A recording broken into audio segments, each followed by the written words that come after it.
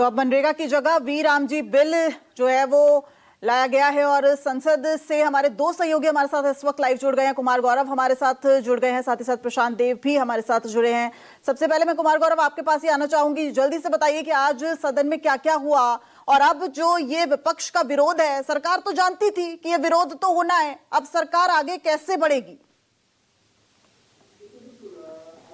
देखिए, बिल्कुल आज ये बिल जब पेश किया गया उससे पहले बिल को इंट्रोड्यूस करने से पहले भी चूंकि ये लिस्टेड होता है तो तमाम सांसदों को अधिकार होता है कि वो अपनी बात रखें और इस दौरान प्रियंका गांधी समेत तमाम विपक्षी सांसदों ने इस बिल का विरोध किया और कहा कि किसी सनक में ये बिल पास नहीं होना चाहिए। प्रियंका गांधी ने ये शब्द यूज किया था। इसके अलावा तमाम सांसदों ने, विपक्ष के सांसदों ने कहा कि महात्मा गांधी के नाम को नहीं हटाया जाना चाहिए, इस बिल को ऐसे पास नहीं होने देना चाहिए क्योंकि ये जो रोजगार की गारंटी है उसको कमजोर करने का बिल है। लेकिन सरकार की देखिए सीधी लाइन है, गांधी की भावना, दीनदयाल उपाध्याय का संकल्प और 2047 का लक्ष्य, जी राम जी बिल के जरिए ही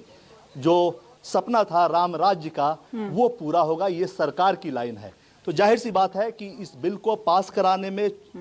चुनौती ये नहीं है क्योंकि नंबर्स नहीं है। नंबर्स सरकार के पास लोकसभा और राज्यसभा दोनों जगहों पे देखेंगी तो पूरा का पूरा है, इसमें कहीं कोई शंका नहीं है। सरकार चाहे तो अभी इस वक्त 2-4 घंटे की चर्चा के बाद या विपक्ष हंगामा करे तो ऐसे भी इस बिल को पास करवा सकती है। लेकिन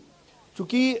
कोई भी सरकार बिल लाती है और इस तरह का बिल लाती है जिसमें उसे लगता है कि उसे ग्रामीण स्तर पे एक राजनीतिक लाभ होगा, क्योंकि पहले बीजेपी के बारे में ये कहा जाता था कि वो शहरी पार्टी है। हालांकि 2014, 19 और 24 में ये अवधारणा बदली है, लेकिन ग्रामीण क्षेत्रों में अभी भी कई ऐसे इलाके हैं जहां बीजेपी की पहुंच नहीं है और वहां रोजगार के लिए अगर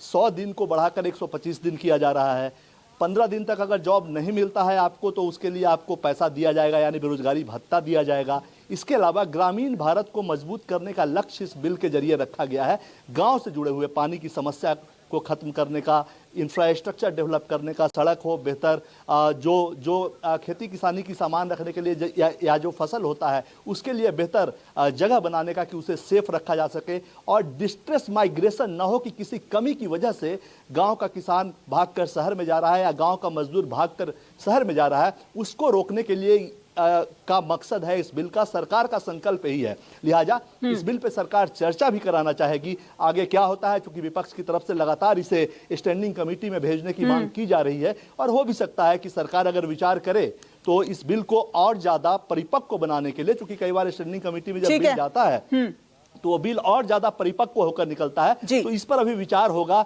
बिल जब चर्चा के लिए आएगा उस वक्त इस पे क्लैरिटी आएगी। लेकिन सरकार का कहना है कि ये ग्रामीण भारत को मजबूत करने के लिए ये बिल है। पुराना जो बिल था उसमें जिसमें से महात्मा गांधी का नाम मनरेगा कहा जा रहा है, ठीक है, तो गरीब भाई बहनों को रोजगार की कानूनी गारंटी मिले ये सुनिश्चित करना सरकार का काम है और सरकार अपनी लाइन लेंथ पर ही आगे बढ़ने वाली है। आंकड़ों के लिहाज से भी देखा जाए तो इस बिल को पास कराने में कोई दिक्कत नहीं होगी।